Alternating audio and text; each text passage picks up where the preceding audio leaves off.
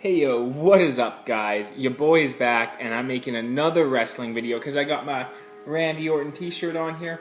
I actually just finished watching Raw and I was actually quite a big fan of it. Roman Reigns made his return to Raw this week and we got an awesome opening match, an awesome closing match, an awesome AJ Styles versus Randy Orton match, and Jeff Hardy got a big win and that looked like that hurt like shit. Yeah, so it was actually quite a good show, and I quite enjoyed it. Yeah, it kind of proves that Raw needs a couple more stars to it, and obviously I thought Daniel Bryan would have brought a lot of energy to the show, and Adam Cole would have, if they would have brought them up, or if they would have stayed with the company. And I think those guys would have helped the show out a lot, but it is what it is, and we're going to talk about that right now. So, okay, Adam Cole and Daniel Bryan both joined AEW. Obviously, it's been known for a while. I didn't watch All Out because I wasn't actually the biggest fan of Double or Nothing. I have that review up on my channel. I just didn't want to watch another fucking Young Bucks match where they did a million flips and dives, and yeah, and then watch Kenny Omega go and fucking prance around the ring like a fucking idiot. So I haven't actually watched his match with Daniel Bryan yet on AEW Dynamite, but I'm gonna get to that. I'm gonna watch it tomorrow. But for right now, I haven't watched it yet, but we're going to talk about what AEW's big problem is. And that's that they're signing all these WWE guys, former guys with names from WWE, which is smart, don't get me wrong. But what the issue is with that is that they're not, like, when you bring those guys over and they look like bigger stars than the guys who you're supposedly building, like, there's only two guys that AEW that were never in the... Technically, I think MJF was in the WWE, but yeah, but who can actually, like, who else outside of MJF and Adam Hangman Page are going to go on to be any, like, are going to be a main event level of talent in that company that they can groom? I mean, like, think about it.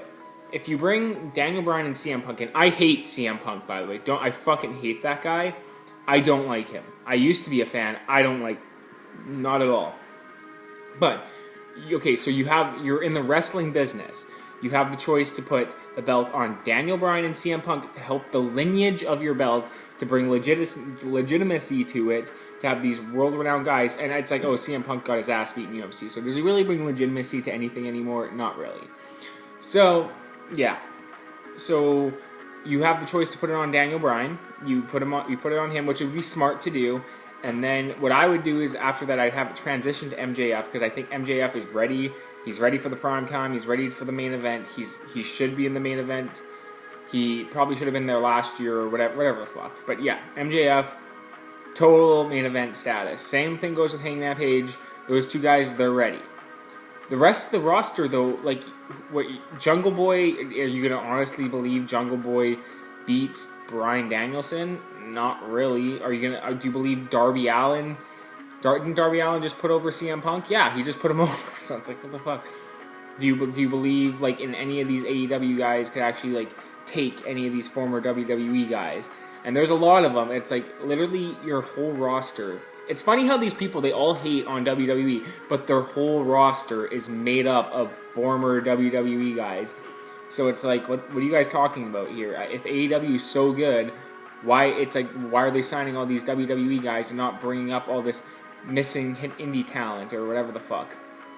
Yeah, and it's like you're not gonna.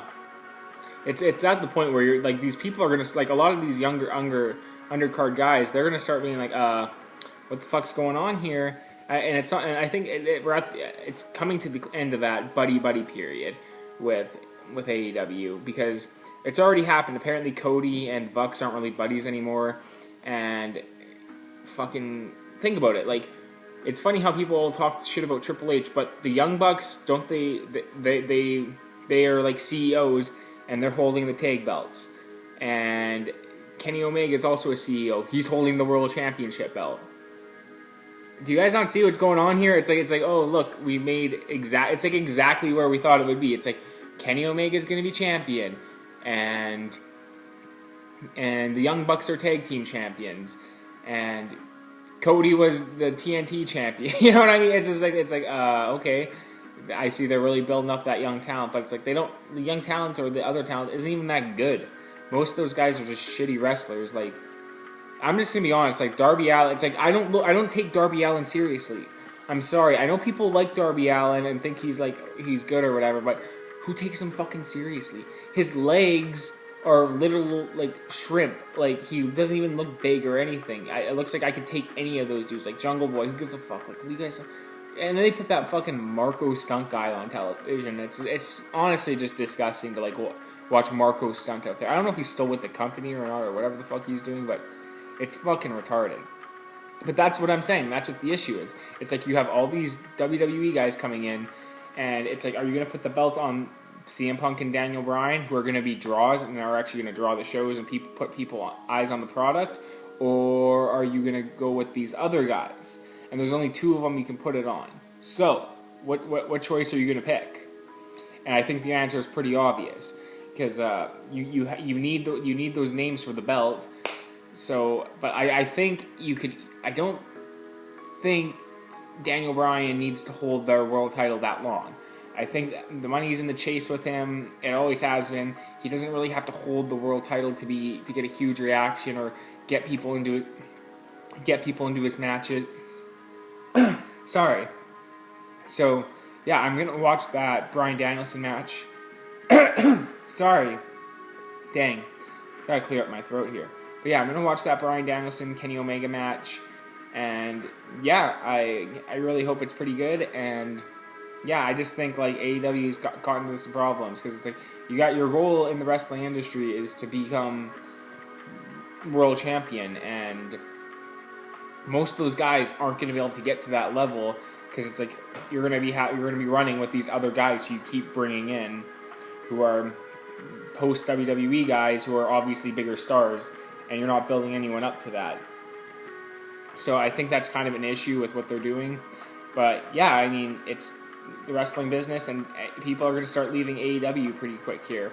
Not quick, but like it's eventually going to start happening where you're going to see people going like, I see the lay of the land here, and but it is what it is. That's the competition behind it, which I like about it. So let me know your guys' thoughts.